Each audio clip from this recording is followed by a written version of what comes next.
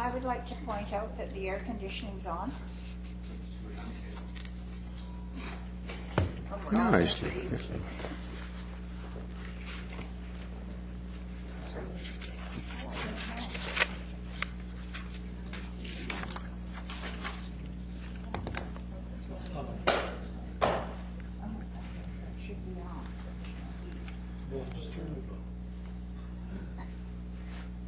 Okay. Call a meeting to order.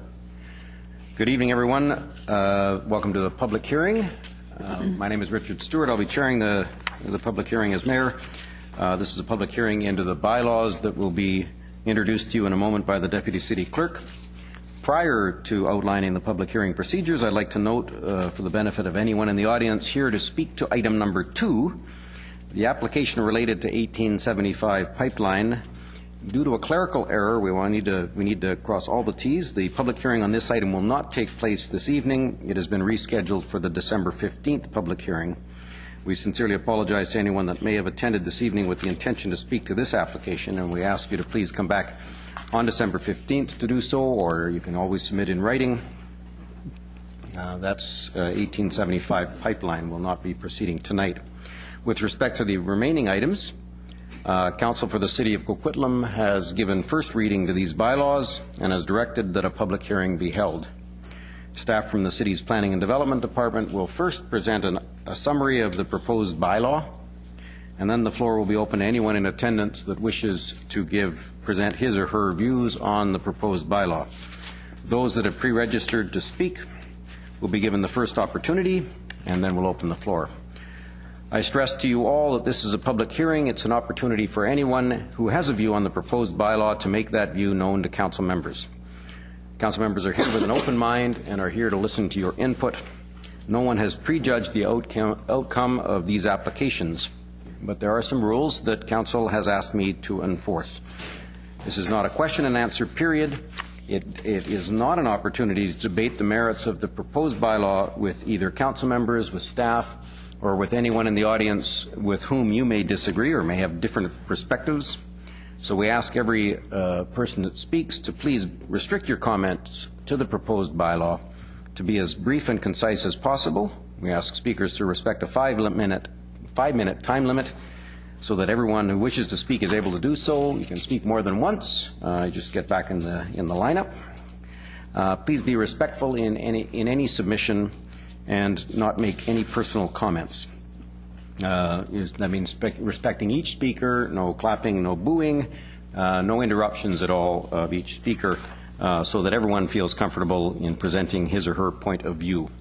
As chair of this hearing, I've been asked to conclude any presentation that doesn't relate to the bylaw, that becomes abusive or becomes repetitive of the views that speaker has already made known to council members.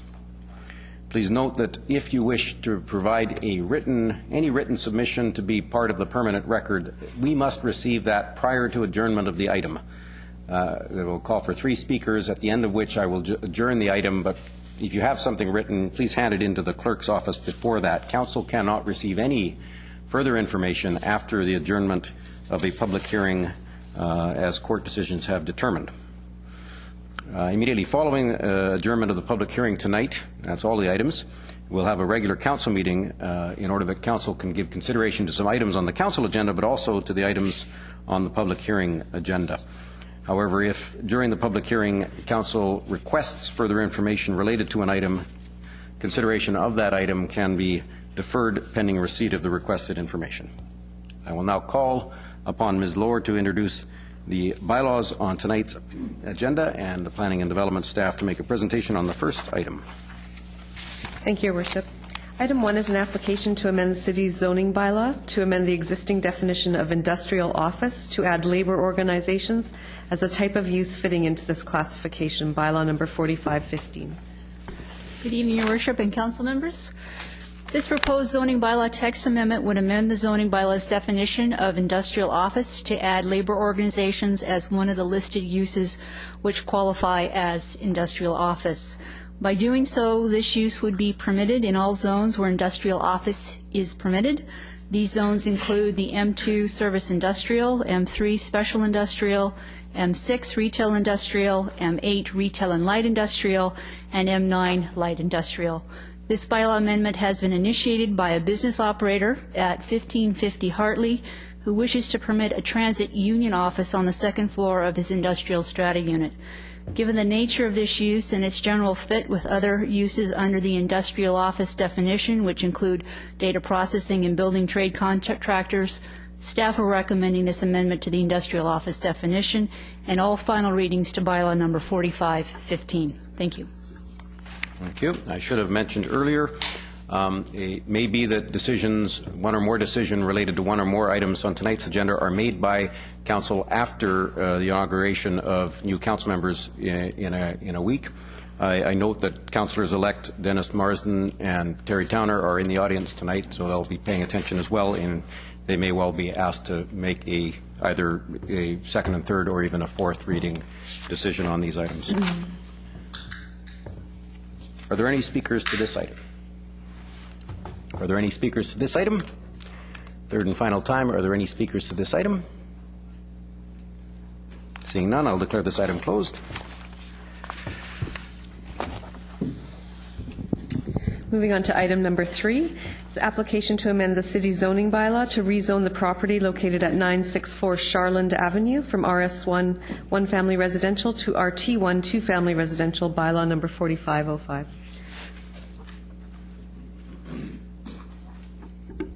Good evening again. This site is located on the south side of Charland between Le Bleu and Blue Mountain. The site and area to the south is designated neighborhood attached residential under the city's official community plan.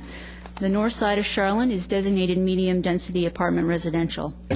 Zoning on the site and to the west and south is RS1. Zoning to the immediate east is RT1, two-family residential, and to the north, Armed 3, multi-story, medium-density apartment residential.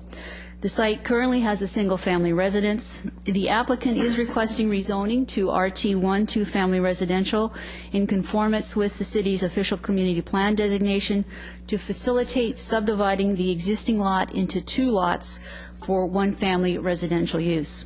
Staff are recommending all final readings to rezoning bylaw number 4505. Thank you. We've got 2 speakers registered for this item at 964 Charland, and beginning with Albert Poy. Mr. Poy is at 2340 Haversley.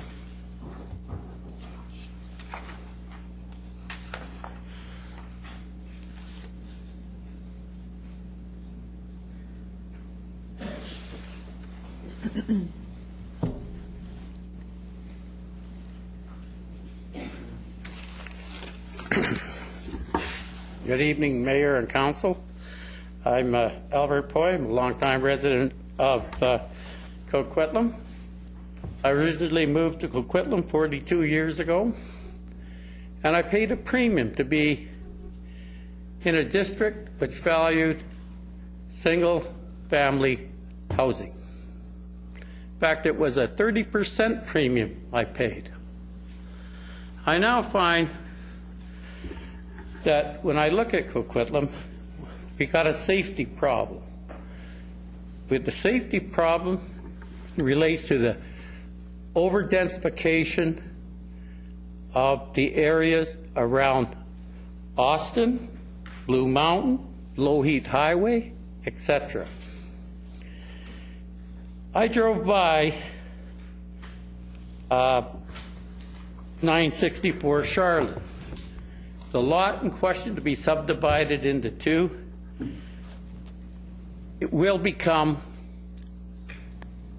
2 lots with 2 monster houses on it. Not only will that happen, but in the application, I did not find any covenant that would restrict it to single-family housing. As we know, single-family housing is long gone in that part of Coquitlam. Every house, every new one, has at least 1 suite in it. In my area, the common practice now is to put 2 illegal suites in.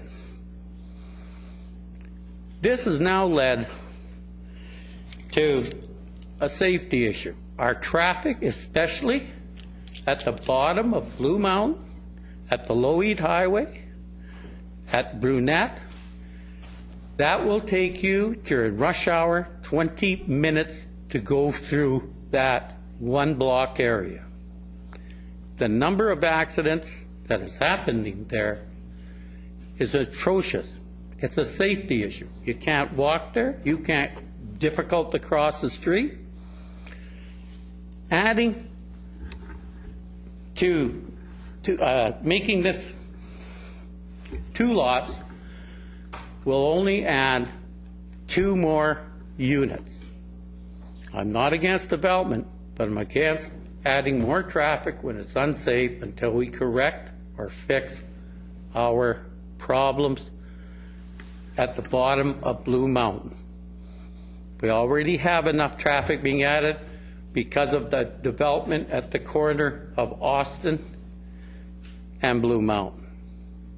We also have the problem where all the traffic from Westwood Plateau comes down Austin Street, over to Chilco, down Mariner Way. It's a safety issue. Until we get correct roads, we should not allow further density development.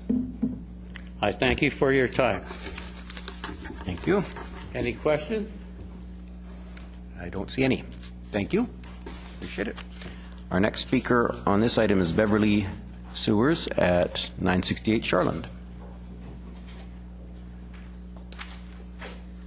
Right next Good evening, door. Mayor Stewart and Council.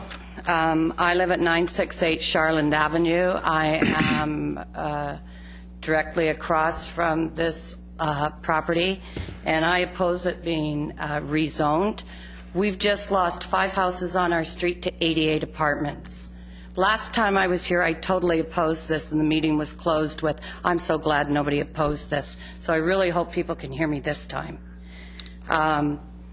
We've had nothing but traffic jams, safety issues. I've watched our elders. There's an elders place at the end of our street. We were told that Charland, in between Charland and LeBleu, would not be opened up, and it got opened up after people here said, absolutely not would it be opened up. Now this property wants to build 2 houses. How they can build 2 houses on this property, I don't understand. I just talked to the city bylaws. They can build a house anywhere from 4 feet to 6 feet away from my house. If that house ever went on fire, what would happen to my property and my children in my house? We're losing our families. We're losing our neighborhood. I just lost all of my neighborhood. 5 houses wiped out, 88 apartments. And it's not about the family anymore. You know what it's about? It's about money. And you know what? I think we should think about our families and we should think about our neighborhoods. And how on earth can they build 2 houses on that lot when there's a house there now? Where do they get even the proportions for building 2 houses? And where did anybody come up with, you can build a house 4 feet away from my house? That's not even the size of a child in grade 4. I don't understand what's going on in our city. And you know what? My taxes have gone up 300% in 10 years. And I seem to have no rights. And I seem to have, when I do speak, I get deaf-eared by people. So I totally oppose this. We have too much density in our neighborhood. Charland to LeBleu is opened up. We have people racing through there. I've stopped people from hitting elders on the street. I've had people in construction from 6 days a week, from 7 in the morning. The trucks are coming in at 6 in the morning till 6 at night, and that's 6 days a week. 6 days a week. With all that going on, and nobody seems to care. I've had them across the street get rid of hydro poles and put them right in the middle of my property. So you tell me where my taxes, anything's getting done with my taxes. And why on earth can there be 2 houses? It's a single family dwelling property, and that's the way it should stay. And I'm totally, there's no parking on our street. We've had new houses go on our street where some of the residents have bricked right to the pavement. And I've phoned and talked to city about it, and you know what they say? Oh, they can do whatever they want. So everybody can do whatever they want. But where are my rights? And what am I paying taxes for? We have a fellow down the street the other day. I said, I'm having trouble parking. I'm on the cul-de-sac, so I have no parking in front of my house. And he pretty well threatened me that if I parked near his house. And why on earth can somebody brick right to the street and there's no parking? There is no parking in our neighborhood. So now we're going to have another 2 houses, and we're going to have construction again, when we just went through a year and 3 months of construction right across the street for 88 apartments. And now we're going to have construction here. How on earth can they even build them? And how on earth can somebody build 4 feet away from my house? I don't understand that. Can somebody answer that? You can build 4 to 6 feet away from my house. Can anybody answer that? I'm going to ask the question because I don't think, I can't imagine, how close is your house to the property line? My property line, it's quite far away, but the building, I talked to city, and they said that these people can build 6 feet and push it down to 4 feet from my fence line. So we're going to, and how do you build 2 houses? How do you have any kind of space in between these 2 houses? And how on earth can anybody build that close to my house? And if there was any kind of like fire or anything else like that, just jump to my place. Plus, there's no parking. Okay. Plus, we're on a cul-de-sac. I really hope somebody heard me this time. Thank you. Thank you very much. Well, I'll comment that I heard you last time as well. You closed the meeting with, I'm so glad nobody opposed this. I phoned Ma'am, your office 3 times and you ma'am, never said anything. You never even ma'am, phoned I out. didn't, ma'am. But we heard you last time. I remember your presentation last time. Now you, okay. But what I don't understand is why I just, just ma'am, can I ask staff, I note that there's an RT1 right next to the subject property. Is that a duplex? Is that, what is it? Yes, Your Worship, that is a duplex. That's a duplex, okay. Thank you, ma'am. Okay. Councillor Nicholson. Thank you, Your Worship. I was actually going to ask for clarification on what the side setbacks are in the proposed zone and the properties next door, to be absolutely clear as to how far it is between houses, unless somebody, of course, comes to council and asks for a variance, when I'm sure we would hear again from people who were affected. So if we get some clarity on what those side setbacks are, that would be helpful. I did talk to the... Ma'am? Just so you know, the city already told me what they could build. Okay. So Thank you, Your Worship. far between houses. To clarify, the zoning interior lot line setbacks for an RT1 zone are 1.8 meters, which is 5.9 feet. For an RS1 zone, it is also 1.8 meters for the interior side lot line setback. So 6 feet on each side of the fence, 12 feet. 12 So feet close That to is 12 correct. feet between buildings. Okay. Thank you. And I was going to ask, although you're not at the podium anymore, I think you said you were across the street, but you're actually next door, right? Next door, yeah. Thank you. And when I asked about the 1.8 meters, they said they'd knock it down to 4 feet. But not 4 feet between houses, ma'am. Yes, that's what they said when I talked to them. Well, it's not true. It's 12 feet between houses. You could get down as low as 8 feet between eaves, I think. Okay. Councillor Reid. Okay, so just to clarify, the size of the lots that will be left for each house are going to be 4,025 square feet, which is about the size of the lots in Nestor Street, if you're familiar with that area, down in Dunkirk and that. Those are 4,000 square foot lots. So homes can be built on them, and it's sort of kind of neat to be able to go down and look at them and see. But my question is, the 5.9 feet, so it's 5.9 from this lady's house to her property line, and then another 5.9 to that house. What is it between the 2 new homes? Again, 5.9 and 5.9? That's correct. That's all I wanted to know. Thank you. Thank you. I'm good. Councillor O'Neill.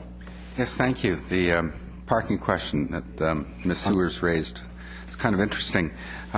The attachment 1 shows an aerial photograph of 960 and 956.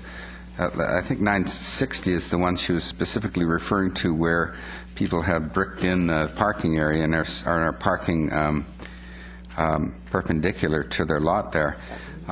Is it true that this is actually, I'd like to know the legality of what they've done there, because it seems to me that this would be on public median, I would think, and some part of this land would be actually public land, and anybody is allowed to park there. What exactly is the situation for people who do stuff like this, especially 960 there, Charland? Can somebody answer that? Because that's not a city parking installation there. The people who live at 960, I think, have done that. And I think it speaks to the complaint from Ms. Sewers here that she'd probably like to parallel park along the street, but people have made it impossible to parallel park in front of, if they've done this sort of a parking arrangement. Anybody have any insight into this issue? Mr. Carl. Yes, through there, Councillor O'Neill, those are not city works. So that's not a city parking spot. So is this actually city land that they've done this parking on here like this? That's a boulevard? Yeah, perpendicular parking is not, doesn't conform with our... That doesn't conform, and they've actually, instead of parking at the side of the street, they've actually paved over the city median and are parking on the median. Is that what that looks like? Or the boulevard. Boulevard, rather? Yeah. The city boulevard? That's correct, yeah. Just judging by Okay, the map. so presuming the Sewers has complained about this, or is this the sort of thing that the bylaw enforcement would act on to change, to I'm going to start with look Mr. into it? Diozegi because he had something to say, and then we'll go probably to Mr. McIntyre. Mr. Diozegi. Thank you, Your Worship. Staff is aware of already complaints about parking on Charland. We have several aerial photos and also staff observations of perpendicular parking, particularly on the south side of Charland on a graveled area. That is currently possible because the south side of the roadway is unfinished. Now, we anticipate that over time, the south side of the road will be finished with curb and gutter, which will effectively prevent perpendicular parking, and also there is a possibility that it will increase the parking-related complaints at that time. Okay, so let's looking at 960 right now, which looks from this area like it's been bricked over or something. Currently, that's on public property. It's leading to complaints from the Sewers anyway. Technically, she should be, or any member of the public should be able to park there. Is that correct? Nobody can exert private property rights or parking rights over that particular area. Is that correct? Through the Councillor O'Neill, that's correct.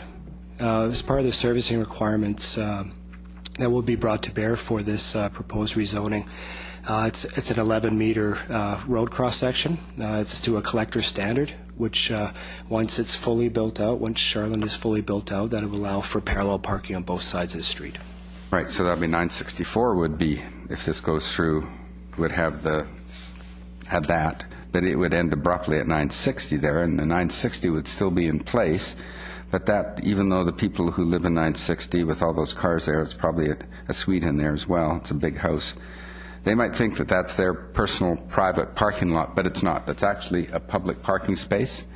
And but I can understand how it would be contentious if Ms. Sewers would attempt to park there, that somebody would think that that's their private space, and she could say with all authority that no, this is public space. You've finished it off quite nicely for us, but it's public space. She could park there, and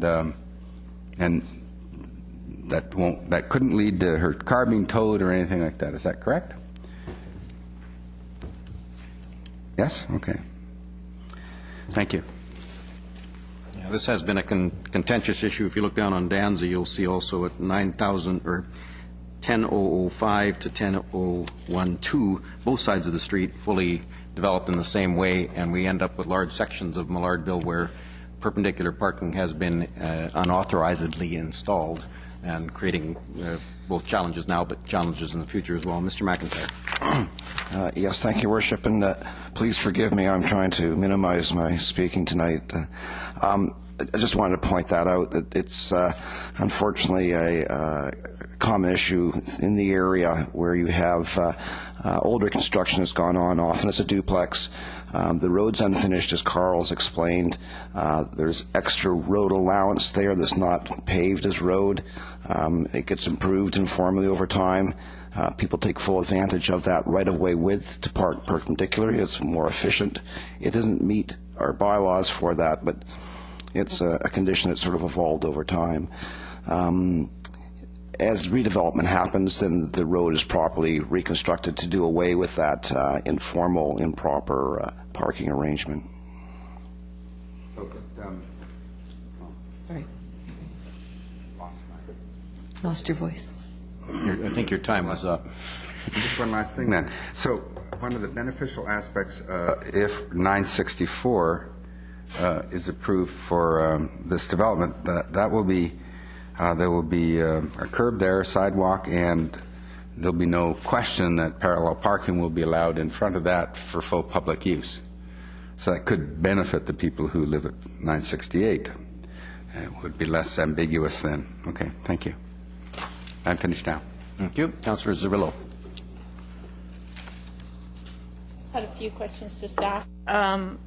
The first question is about the lot that's on the corner of Blue Mountain and Charland. It seems to me that that's pending something. Did we not hear from that a few weeks ago about some extensions or something? Can you just give me an idea of what's happening right on the corner of Blue Mountain and Charland on the north side? 945. Sure. Through your worship, yes, the councillor, I believe, is referring to the northeast corner lot on Blue Mountain and Charland. Yes, there was a bylaw time extension between third reading and fourth reading that was provided by council not too long ago. Okay. I believe that now expires in June. Okay, and that's 45 and 51? Sorry, Ms. Tiffany, 45 and 51? 945 and 951. Okay. Okay, thank you. And what's proposed there? RM3 rezoning for multi-family medium-density apartment, a similar building permit type is what's currently being constructed directly to the east. And then I had one other question about Charland at Le Bleu. What are the long-term plans for accessibility? Like, that's usually where Daisy Days happens there on the other side. It was not a thoroughfare before, so is it staying a thoroughfare? Like, what is the traffic plan for Charland and Le Bleu there? Because I know the Rona parking lot can be a bit of a shortcut as well, so I'm just wondering, what are the plans for traffic flow there? So as part of the rezoning application development permit review, it was agreed that there would be a right-in coming southbound off Le Bleu onto Charland, so it was right-in only. No exit from Charland onto Le Bleu. And never going to be a road over Nelson Creek? There'll never be a thoroughfare south to north on Le Bleu? As part of the redevelopment, it's difficult to say at this point specifically.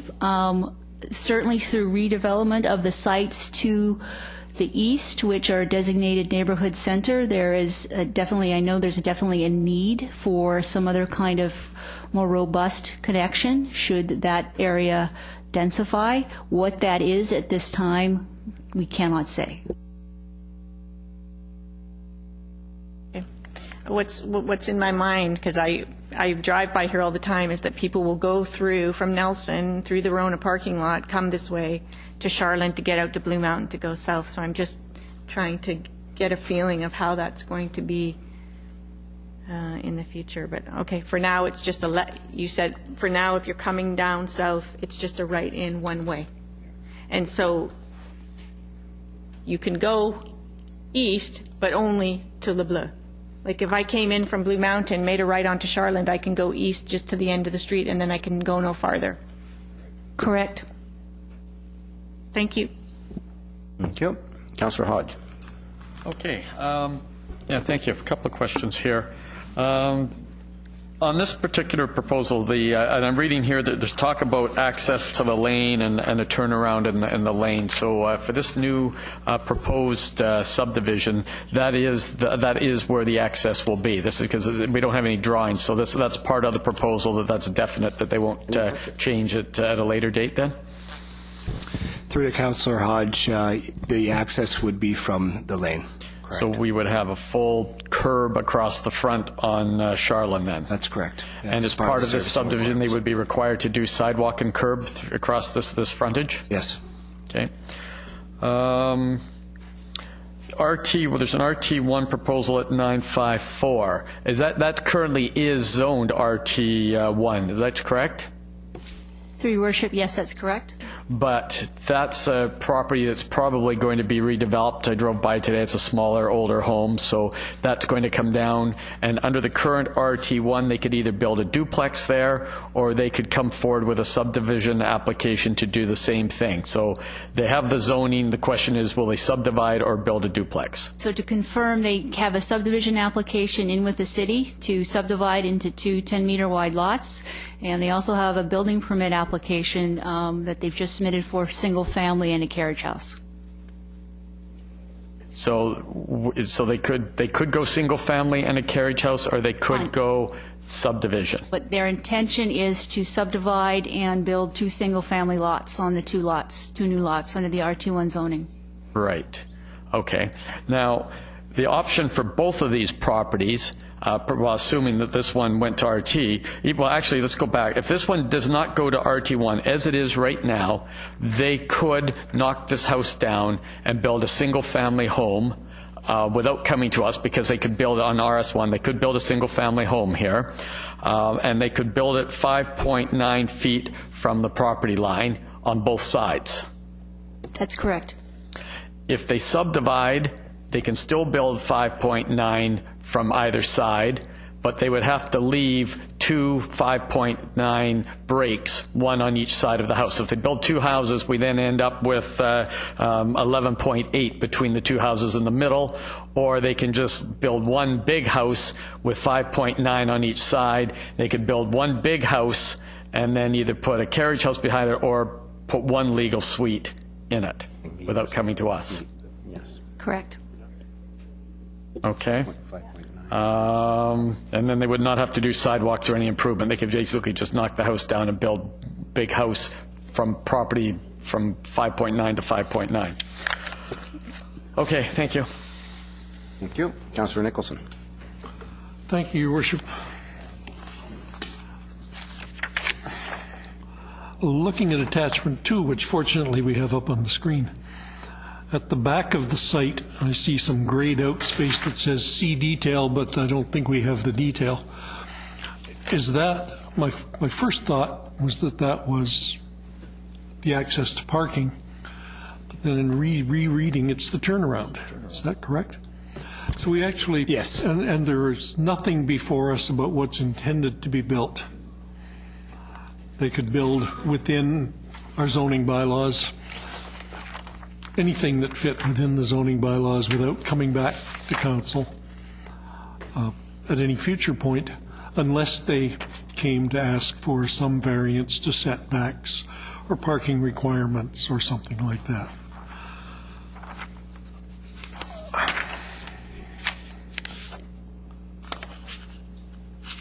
Thank you. Okay, thank you. Councillor Wilson. Thanks. Under the current proposal, then, they could build two single-family houses with a suite or two single-family houses with carriage homes. What's the parking requirement per lot if they did that? So for a single-family dwelling, there's a requirement of 2 spaces per unit. For a secondary unit, whether it be a secondary suite or a carriage house, they have to provide 1 parking space for the unit. Okay, so they'll have a 33-foot lot, and they'll have to have 3 parking spaces along the back. That's correct. Okay. And this, the situation that Councillor O'Neill highlighted, is something that's just kind of, I've been wondering about for years. The perpendicular parking in front of so many of these houses in Millardville, would we ever consider formalizing that and making it sort of like it is on King Albert by Blue Mountain Park, where there are all those perpendicular spots along the parkway? Because most of these houses are large, they have multifamilies, they have suites, and if you go and change that street to have concrete curb and gutter, you're going to have parking anarchy. So I don't know what you would do to deal with that. Your Worship, maybe I'll try to respond to that, and perhaps Joseph might want to add in from an engineering perspective. But I guess on one hand, the fact that this has evolved over time, where we see these lots through that area, it meets a need. It's not ideal on a number of other basis, though. It's not a particularly safe streetscape. You don't typically have cars perpendicular along a local road pulling out. That's why we have driveways to sort of more regularize that. It also takes away from any sort of pedestrian environment, because now you just got cars parking there. Where are people supposed to go? They walk behind the cars. So that's the whole idea of having a streetscape where there's parallel parking, curb gutter, and a sidewalk. It's to provide a more, it's multi-use. Vehicles can park, pedestrians, cyclists, and so on. I think it's been tolerated over time because it meets a need. The city will respond on complaint. It's hoped that over time, as the area evolves, it'll change over to a more regularized, standard streetscape.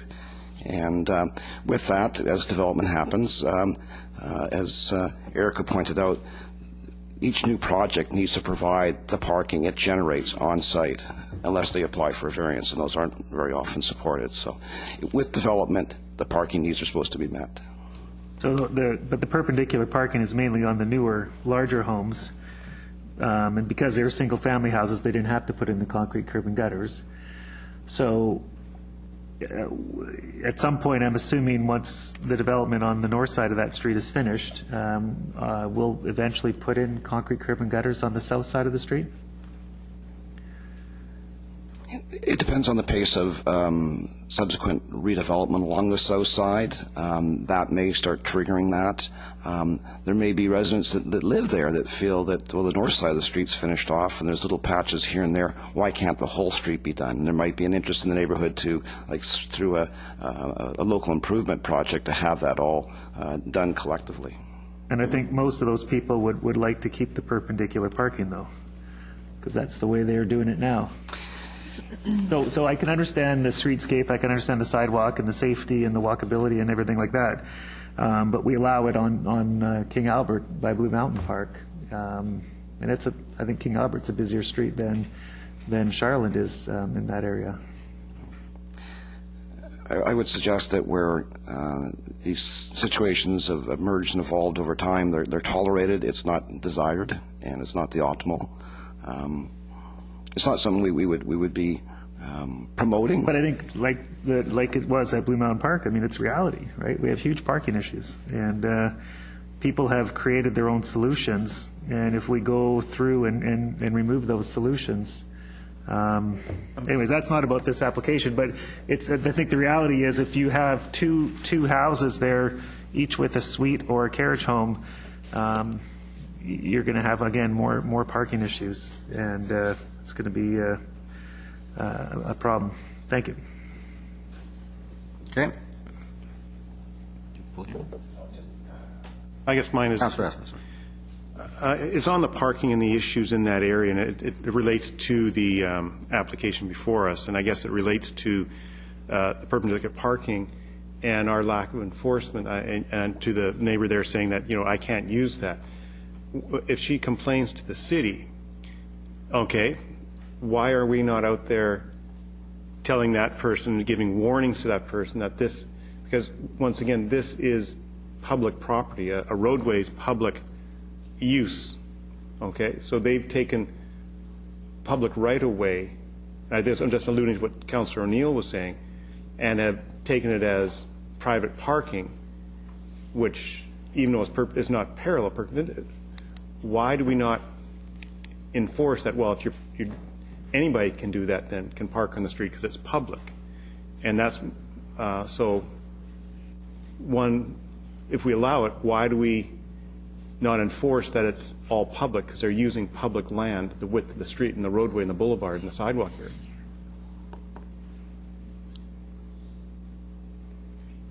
Mr. Giuseppe. I venture into responding to this question, although parking enforcement is not an engineering strength. My understanding is that, well, first of all, I completely agree with Councillor Edmondson. It's a public space, therefore no one resident has priority over another to park at the front of whoever's house.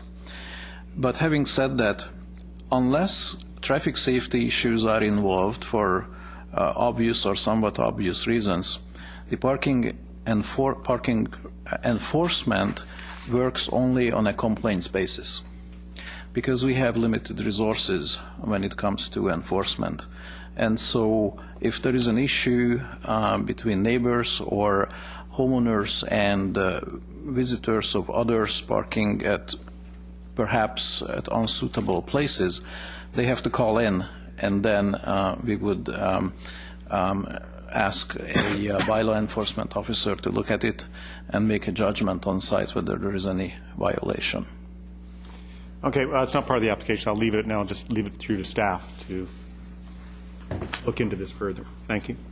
Yeah, I'm left in the same boat. I mean, parallel parking, we can park 4 cars typically in a 60-foot lot, or 6 cars perpendicular. We're by requiring 6 parking spots on the property itself, on the private property accessed from the rear. That's a total of 10 parking spaces for this application if it were to be approved. So I don't know that it is exacerbating the parking situation at all. I think it's actually ameliorating it. The parking situation next door is non-conforming, but it's not part of this application. Okay. No other questions on that. Are there any other speakers to this item? This is 964 Charland. Any other speakers to this item? Please step forward. You give your name and your address for the record, please. Good evening, Your Worship and councillors. My name is Sean Amiri. I'm one of the owners of 964 Charland. Basically, I share most of the concerns that the citizens and my neighbors would have with this neighborhood, and whether the concerns that they put forward in the council has, I believe, most of them would be the same if I build a big new house here, which is a monster large house, or make it a 2 smaller house that my friend and I purchased this property months ago, and I'm a long-time resident of Coquitlam as well. However, from the distance, we would have the same distance whether we have 2 smaller house or big house between our home and neighbor's home. Also, we improved the city. We've been in discussion with the city staff for the past 7-8 months in order to put forward this application. And in order to have this property subdivided and rezoned, we have to provide a sidewalk with curb and everything. So basically, we improve the city. Also, we have to provide part of our property for the back lane. If you notice, the lane is not a drive-through lane, it's a dead-end lane. So in order to improve the transportation in this lane, we have to have that hammerhead from our property giving to the lane, and have it easier for turnaround for all the neighbors who's using this lane. Also, if there's a truck, delivery truck or anything coming back, they can back up in this hammerhead and come back out. So I believe my concerns are the same with the neighbors, with the parking, with the next door neighbor, with the way they have their curb built. So when we built our sidewalk, actually we would have a little bit of setback, and then they would have a little bit out from our property. So basically in the future, whether the city decide to do that themselves or ask the owners to continue this sidewalk and go to the toward east of west of our property, that would be the city's decision. But that's a concern that I have as well. And I think the traffic would remain the same with these two smaller homes, because our next doors we have two monster huge homes which I don't agree to have those size homes in the city at this point. I believe the research and whatever is done by OCP and also the Austin Heights plans, it's in the books which I read through. I believe that supports that, and my understanding was the city has done quite a research to redevelop the whole neighborhood in that area. That's why all this redevelopment happening, and that's the vision of the city. But we want to conform with the vision of the city. That's basically what we are trying to do. Okay, thank you. Any question? Okay, thank you. Okay, are there any other speakers to this item? Are there any other speakers to this item? Third and final time, are there any other speakers to this item? Seeing none, I'll declare this item closed.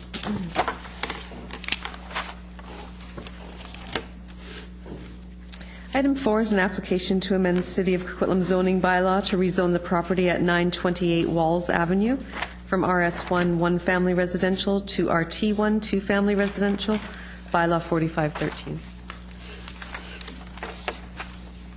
Good evening again, Mayor and Council. This site is located on the south side of Walls Avenue between Nelson Creek and Blue Mountain. The site and the surrounding area is designated neighborhood attached residential under the city's official community plan. Zoning on the site and the surrounding area is one-family residential. The site currently contains a single-family residence. The applicant is requesting rezoning to RT1 two-family residential in conformance with the city's official community plan designation to facilitate subdividing the existing lot into two lots, one-family residential. Staff are recommending all final readings to rezoning bylaw 4513.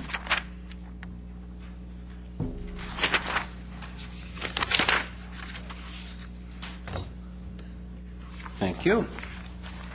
We have two registered speakers for this item at 928 Walls, beginning again with Mr. Poy, Albert Poy, at 2340 Haversley.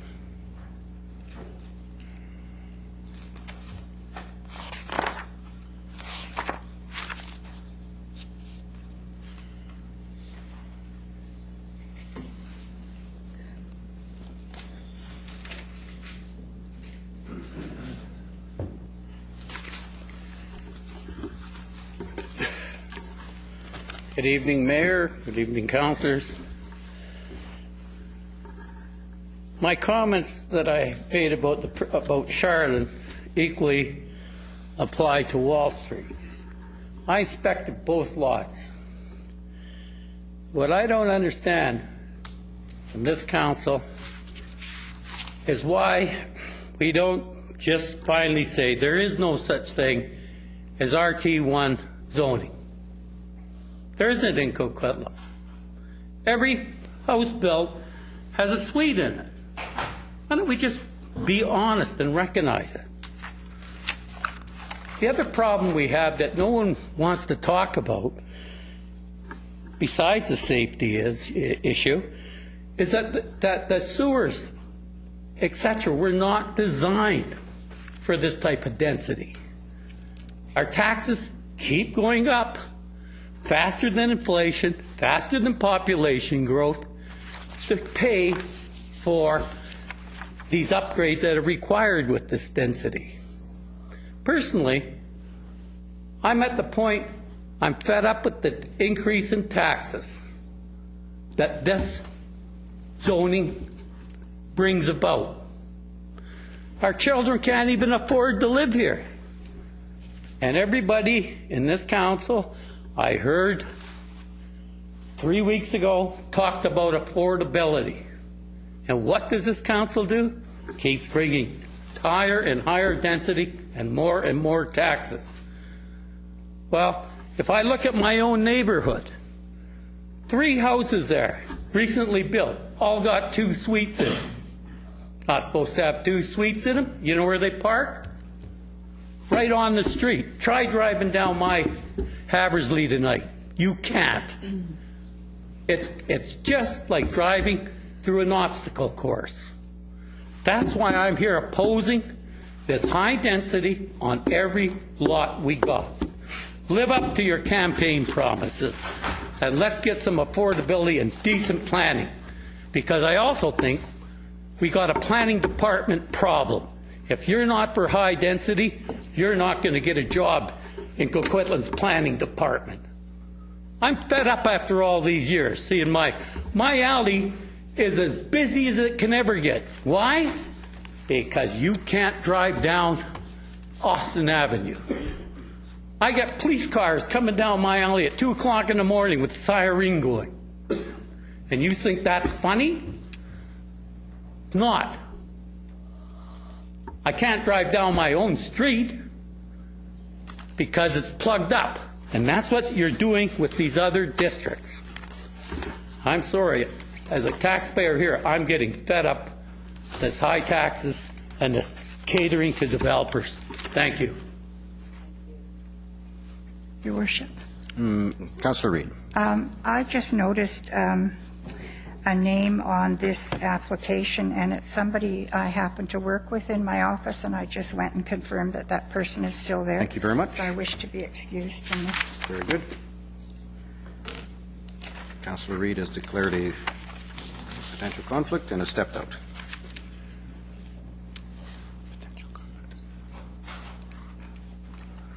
Okay. We can clear Councillor Reid from the speakers. Parm Sangera, 909 Walls.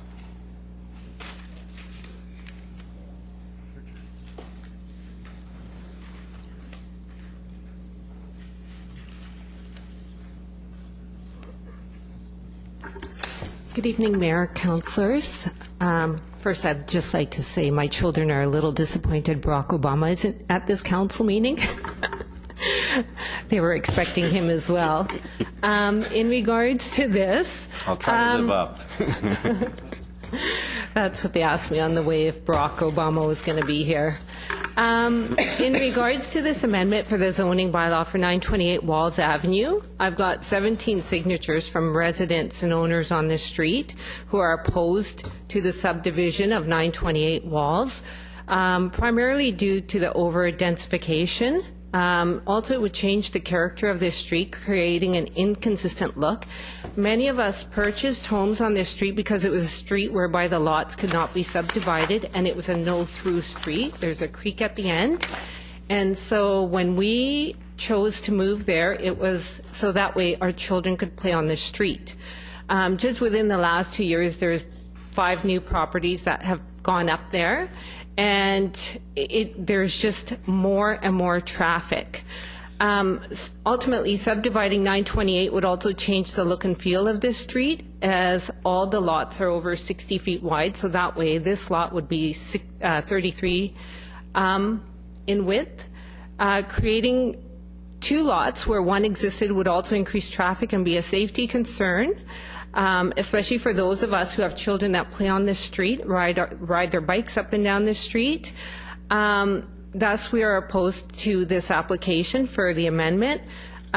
Basically, every person that we spoke to on this street, they all agreed.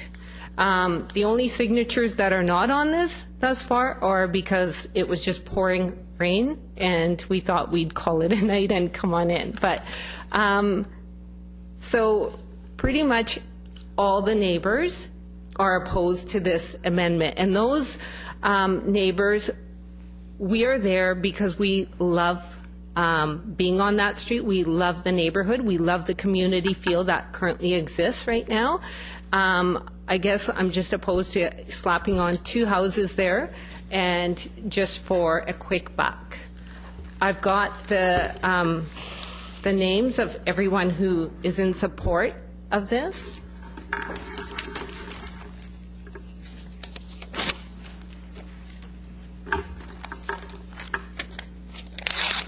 And that's all I'd like to add to tonight's meeting. Thank you very much. Thank you. If you want to stay there for a moment, Councillor Hodge. Yeah, so just a question, because I drove down the street again today just to have a look, and I looked across the street, and they're new homes across the street from this, and large homes, so they're built basically, I guess, to the the 6 feet from the property line. So given that the owner is probably going to want to do something here, what's sort of the preference of the owners? Would you prefer another like large house like the ones across the street? Just wondering, because we get mixed messages from the people in this neighborhood. People say, oh, we don't want these big monster homes, and we get just as many letters saying we'd rather have 2 small affordable homes than 1 giant house. But what I think your residents are saying is, and I don't want to put words in your mouth, which is why I'm asking, but would you prefer 1 giant house as opposed to 2 small houses? Because the owner's going to do something. I know. We recognize that. We're just trying to see what would be better. We figure that they're going to put 2 smaller houses, and then they'll probably put in an application for a carriage home or do something, or they'll have the rental suite. So either you have 1 giant home, or you have essentially 4 families living there, because they're going to have the upstairs, they're going to put the rental suite, they're going to have, so it's, we've had this discussion amongst all of us, so we do recognize that. We're just trying to figure out what's best. I mean, ultimately, it's unfortunate, like, houses should be built for 1 family residential, for 1 family dwelling, basically, but that's not what's happening. So as neighbors, we have had that discussion, and everyone's aware that if we don't approve of this one, then they might put a big house. We are aware of that. Yeah, and that doesn't come to us, which is one of the challenges that we have. Yeah. If they can build to those limits in an RS1, which it is now. So this is one of the challenges that we have. And but this one, they're going to have access at the back. Right. Whereas if they build, again, a similar house but bigger, the access will be on the front. And you mentioned you were concerned about traffic on walls. So that's why I'm just, and this is good, because I'm asking you as somebody who lives on the street, what your preference is. See, the thing is so if there was 1 bigger house built right now, currently there's 2 huge homes across the street. So it's not like if a big house is being built, there is a small house on the higher side of the street that would, their view would be blocked. Right now there's 2 monster homes across the street from this place anyways. So it's not like anyone's view is going to be ruined simply because it's on the lower side, and on the opposite side you've got a huge home, 3 huge homes. Across the street. Across the street. When you look at that one section, it looks like Westwood Plateau. They're new homes, they're nice homes, they're large homes, and you would probably get the same across the street. Okay. Yeah. Okay, thank you. Thank you. Councillor Wilson. Similar questions as Councillor Hodge. There's 8 large, newer homes on that street, and if this doesn't go through, it's going to be another large home with 1 or 2 suites, and maybe not the same requirements for parking and all that sort of issue. So it's a real challenge, right? I feel your frustration, and when you talk about how maybe single-family houses should remain single-family houses. We have a huge housing affordability crisis, a rental crisis, and we're just trying to do whatever we can to be able to make, our city affordable. And one of the things about having the 2 small houses is generally they would be a little bit more affordable, although they'll still be very expensive to buy, but there'd be at least some suites in there. So it's a very difficult challenge, and I think on a street where there's already established that there's a lot of large new homes, I wish there was some way we could encourage the street to just kind of stay in that theme rather than breaking it up into these smaller houses. I mean, it's the same on Charland, right? There's 4 large houses right on that south side and 4 tiny little houses. But what's also equally concerning for us, because we live next door to 907, which is a huge lot, and we understand he's trying to do things as well with that. Right now, he wants to do a 4-plex there. So, like, if we don't say something right now about this one, we're going to be in trouble with the house right beside ours then. Yeah.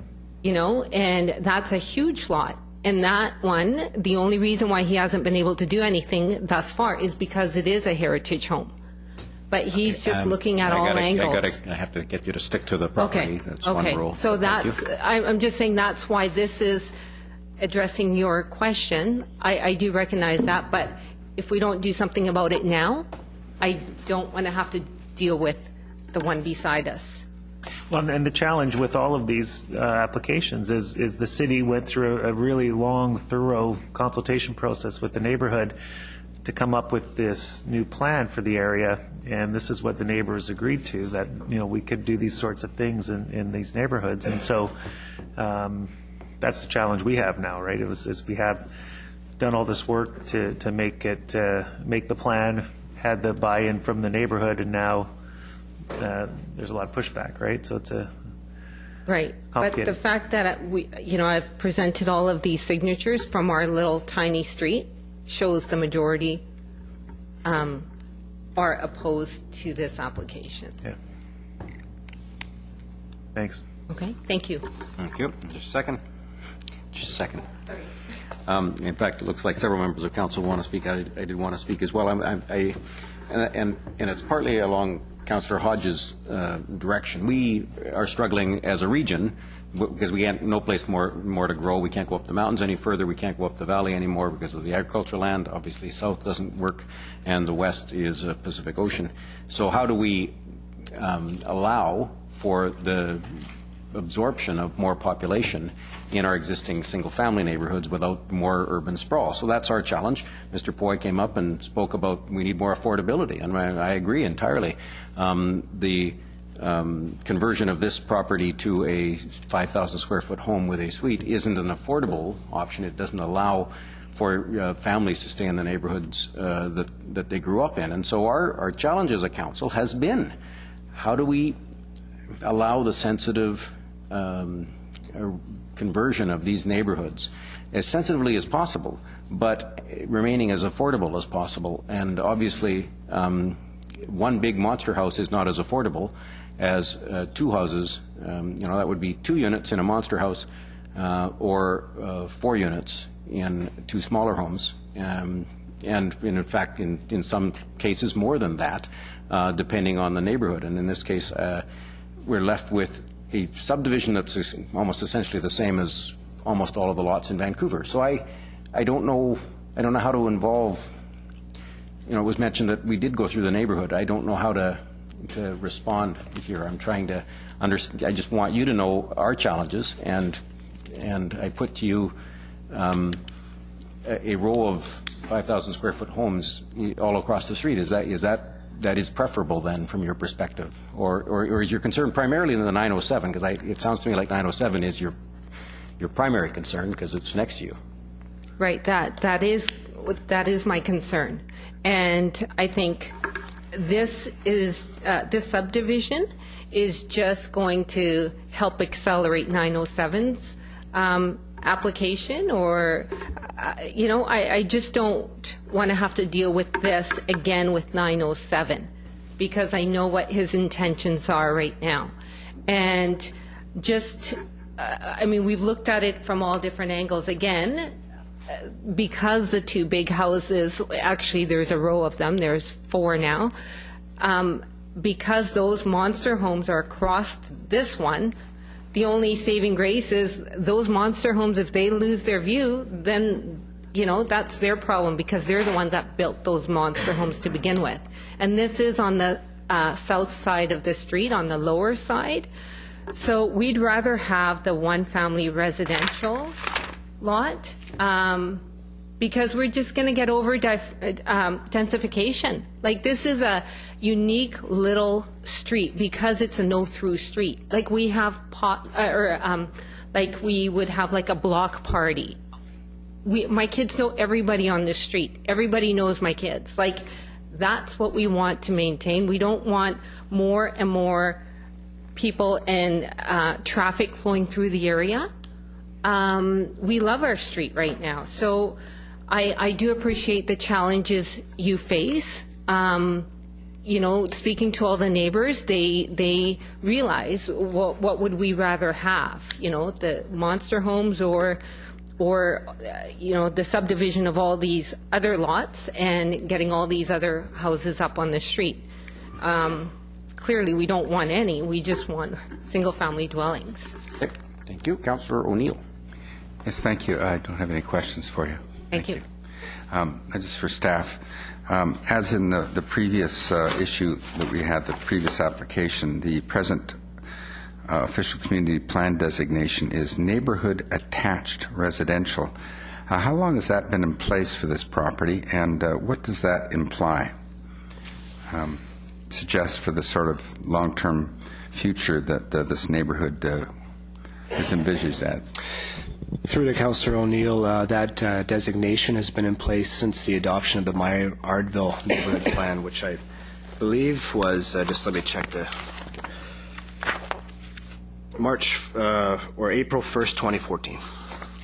Okay, do we know what the OCP designation was for this area before then? I believe it's one-family residential. Okay.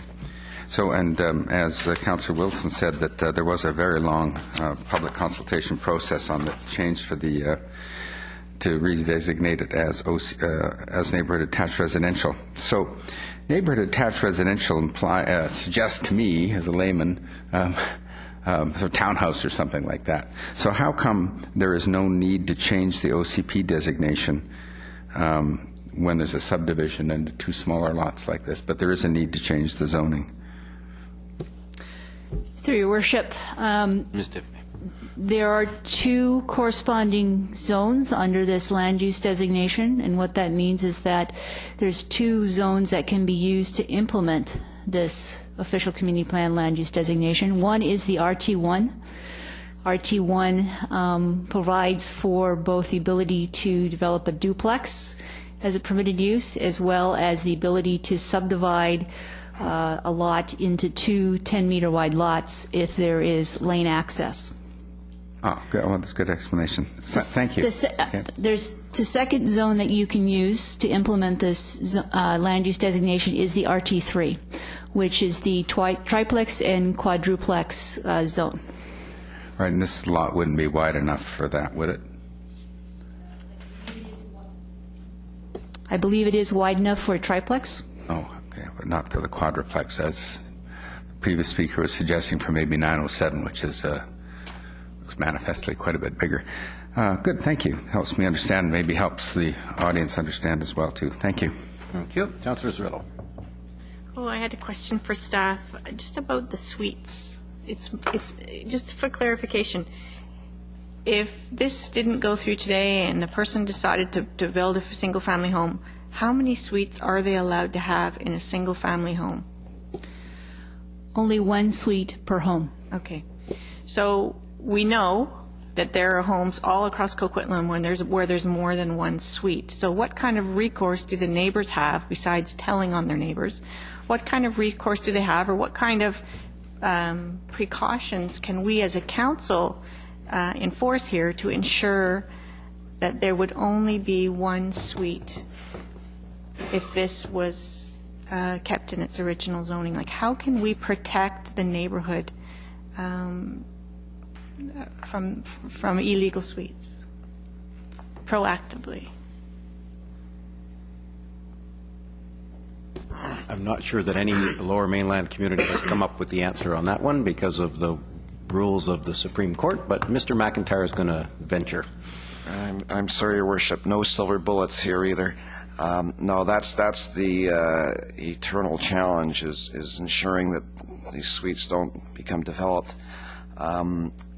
We can, through the building permit process, you can see what a standard house or a duplex floor plan looks like, and if things look a little odd, we can kind of watch it and watch it thereafter. But really, we are reliant on complaints coming in later.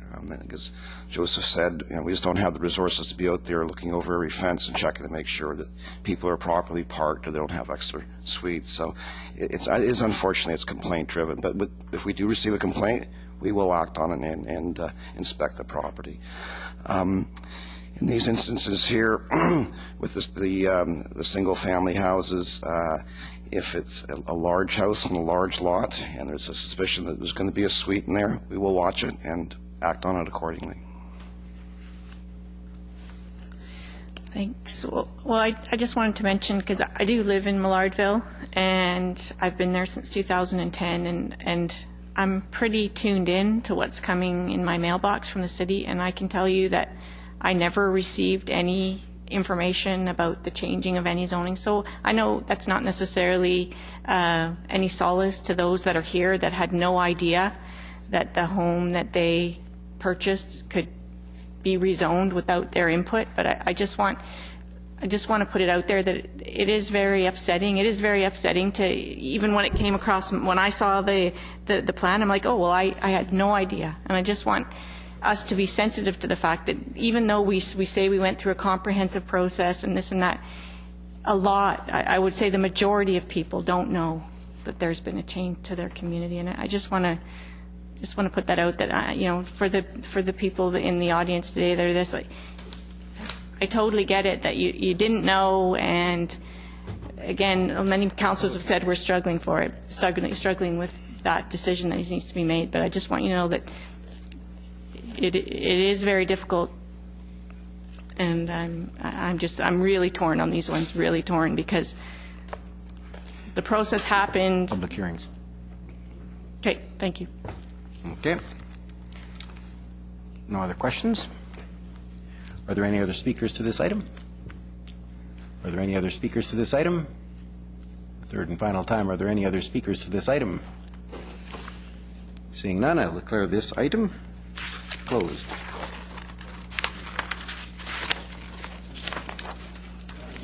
That concludes the items on the public hearing agenda. So I'll declare the public hearing closed. We'll begin in about 5 minutes with the council meeting. Staff have to change tapes, and we'll get going right away.